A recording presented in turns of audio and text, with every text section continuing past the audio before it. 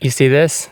This is the life. This is the freaking life right here. I climbed a cherry tree up on the hill behind my dad's house, and it is absolutely loaded with sour cherries. They're at like the perfect point right now where they're kind of sweet and they're kind of sour.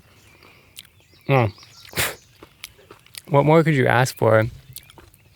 Got like the sun getting close to setting over there, some beautiful farmlands.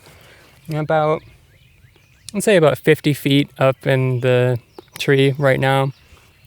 And I've just got like a bounty of cherries. I feel like such a human being right now. I'll pull a bunch off for you guys to see.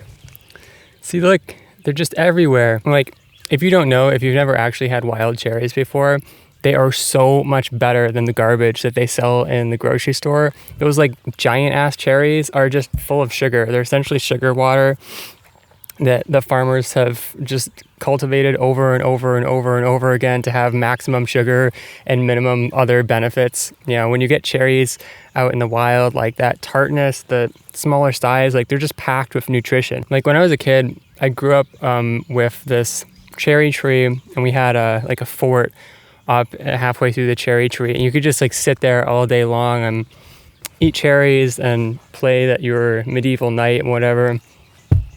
And it's just like these moments, and van life in particular, where you think like this is what life should be, you know.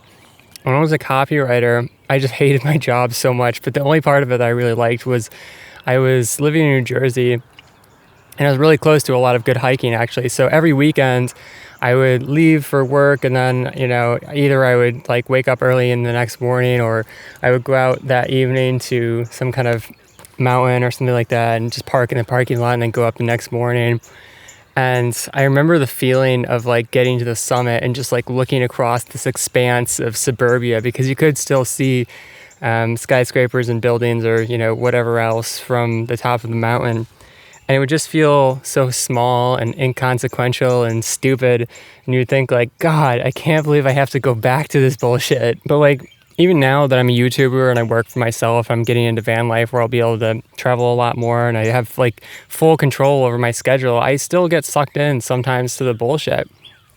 Like when I'm not out in nature and I'm sitting at the computer, even if I'm trying to do something productive like making a video, it's just so easy to get drawn into scrolling random videos for no reason whatsoever. And sometimes that's all you can do. You're just like stuck in life and you don't know where to go next, and you've got bills to pay and whatnot, and you don't have time to go out and climb cherry trees. But for the most part, you do have time to go out and climb cherry trees. It's just like you need to remember that, you know, you need to not get stuck sitting in front of the computer and thinking that that's your only option, because you develop this sort of like tunnel vision where all you can think about is like the addiction of scrolling and wasting your time in this world and thinking that like if you go out into the world it's going to be boring. But you know, that's just the addiction talking. The other funny thing about cherries and like wild fruit in general is that so many times, even on my normal walk to the grocery store, which isn't even that wild, there will be like raspberries and wild cherries, and then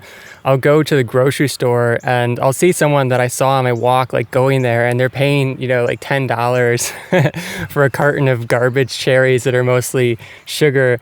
And then I'll see them coming back and they've got the same carton, and it's like, yo, there's like free wild fruit all around you that's so much more healthy. Plus the other part of the like addiction thing is that like addiction to modern stuff, whether it's social media or iPhones or televisions or internet in general, is that you sort of like develop a fear of the natural world. I see this a lot. Like if I go out in barefoot shoes, some people think it's really interesting and they're like, they want to know more, but a lot of people will just ignore you, or they'll look at you like you're strange. And they're you know, especially when I go full barefoot, they're like, aren't you going to step on something? And it's like, God forbid I get my feet muddy and, you know, like mixed with the natural world. But philosophically speaking, I think it's really important to be out in nature and feel yourself like melding with the natural world, and realizing that there's no boundary between like this branch and like my skin and my heart and my lungs. You know, it's all just like one material. You know, this idea that we have that we're like our egos or our soul or whatever is separate from nature is absolutely ridiculous, you know. There's no line that separates you. And it's also like the ship of Theseus thing, if you're familiar with that from philosophy. It's like if you replace every single plank of a ship over time with the exact same planks made out of the exact same material, like is it the same ship or is it a different ship? And for me, like, the ship doesn't exist. You know, that's the answer that no one ever talks about to that problem, is like, there is no ship. There's only the world, you know, the universe. It's just like one big energy. It just looks like it's in separate parts because we can't like see down to the nanoparticle level to realize that nanoparticles don't exist. You know, it's just like one giant wave, one giant expression of the same energy. I mean, you realize that you lose like all of your fear, you know, in particular, you lose your fear of death, because if you're not really alive, if you don't really have an ego, if you're not really separated from nature, then you can't die, right? Because you've never been alive. And at the same point, you've never been dead either. You just kind of like are, you know, like, or you aren't, but everything is all of the time. It's the same thing with bacteria. Like, people are so freaking hypochondriac about bacteria because they've been convinced that bacteria is like evil, you know.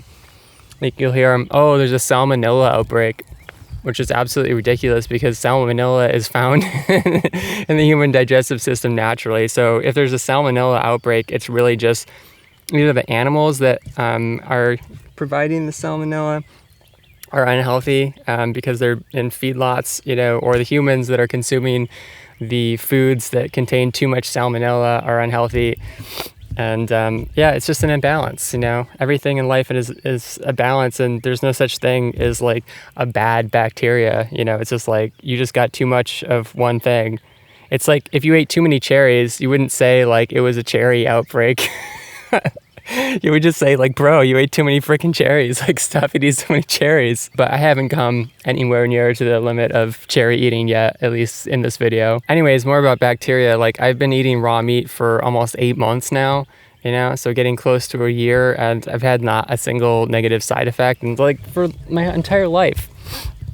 People have been telling me that raw meat is dangerous. And then I went even further. You know, I started fermenting my raw meat in canning jars at room temperature for like weeks at a time, and still nothing. You know, I had not a single negative side effect. I've never been sick once. I haven't had any, you know, headaches or upset stomach or diarrhea or anything. And it's just a load of crap. There is no such thing as bad bacteria. Like, if you smell your food and you taste your food and it doesn't taste freaking weird and it doesn't have like boatloads of mold over it, you're not gonna get sick unless you're already incredibly sick to begin with. And another thing, while we're on the topic of food and humanity in general, is like, people get way too obsessed with these food rules about what is and isn't healthy.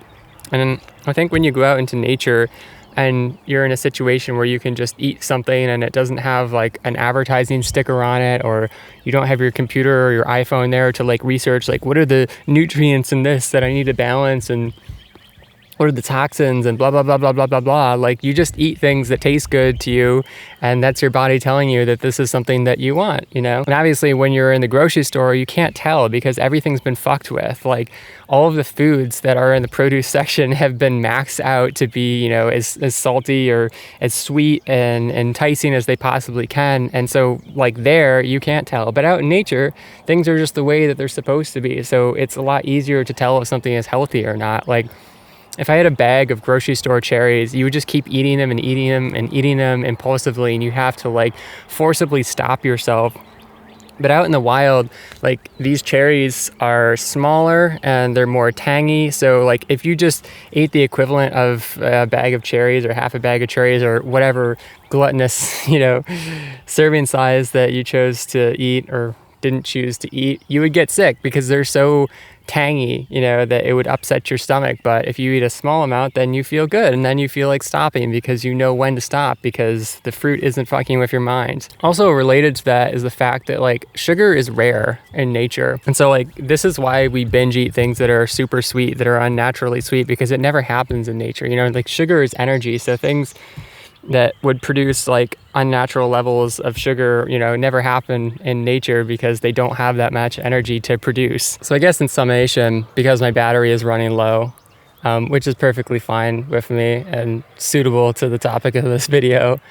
But I think everyone should sit in a cherry tree every once in a while and eat cherries, including politicians. I feel like there would be fewer wars and everyone would be happy if people just learned how to climb trees and eat the delicious food there's around them and not the garbage. Both nutritional and social media wise and internet. So anyways, before the battery dies, I guess I'll just leave you guys with some cool footage of up in the tree, the view that I'm seeing, because the sun's getting close to sort of setting now. But yeah, hope you're feeling good and enjoy.